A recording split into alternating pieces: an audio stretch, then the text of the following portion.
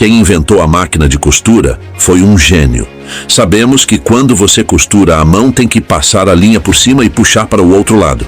Mas na máquina de costura, a agulha só passa por um lado do tecido e o traz de volta. Então, como os fios ficam presos aos tecidos? E é muito rápido. Sabemos que toda agulha tem uma caça. E sempre foi assim até 1755. Um homem chamado Charles provavelmente achou isso muito complicado. Então ele criou uma agulha com uma ponta em ambas as extremidades. O gato foi movido para baixo para que ele não tivesse que virar a agulha constantemente. Surpreendentemente, essa agulha ainda hoje é usada em máquinas de costura. Mas ainda havia um problema. Mesmo que o buraco da agulha possa passar pelo tecido, quando retiramos a agulha, a linha também sai. Para resolver esse problema, basta deixar um laço embaixo da agulha. Ao passar pelo tecido, quando a agulha desce, ela passa pelo laço. Ao mesmo tempo que cria uma corrente de pontos. Esta técnica se chama ponto corrente. É um dos primeiros tipos de máquinas de costura. Mas como manter o laço embaixo da máquina? Em 1857, existiam duas soluções quase simultâneas para este problema. Uma solução foi adicionar um gancho embaixo da máquina. Quando a agulha sobe, ela cria um pequeno feixe de linhas entre a perseguição e o tecido. Neste ponto, o gancho agarra esse feixe e puxa-o formando um laço completo. Nesse exato momento, a agulha afiada pega o feixe de lã levantado e o puxa para formar um laço. E quando a agulha desce, a agulha volta e a agulha passa pelo laço.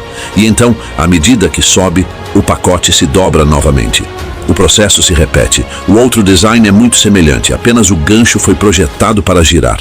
Essa lançadeira foi usada em mais de 80 modelos de máquinas de costura. Mas havia outro problema. O problema era que se um dos ganchos se soltasse, toda a costura se desfazia facilmente. Para resolver esse problema, foi adicionada linha extra embaixo da máquina de costura.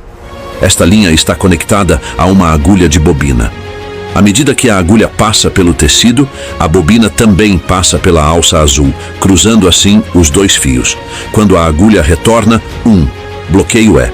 Evitando assim o desenrolamento da linha, a bobina é então modificada para um modelo giratório, aperfeiçoando assim a formação dos pontos de travamento. A partir dessa época, o método de costura da máquina de costura foi amplamente aperfeiçoado, mas um problema permaneceu: como alimentar o tecido automaticamente.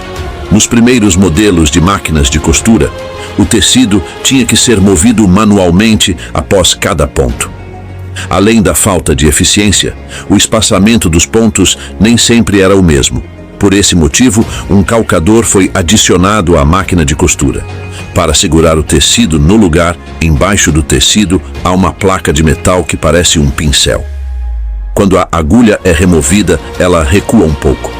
Essa fricção empurra o tecido para a posição de costura. Seguir o tecido se moverá por conta própria, conforme você costura. Esse desenho ainda é usado em todas as máquinas de costura hoje.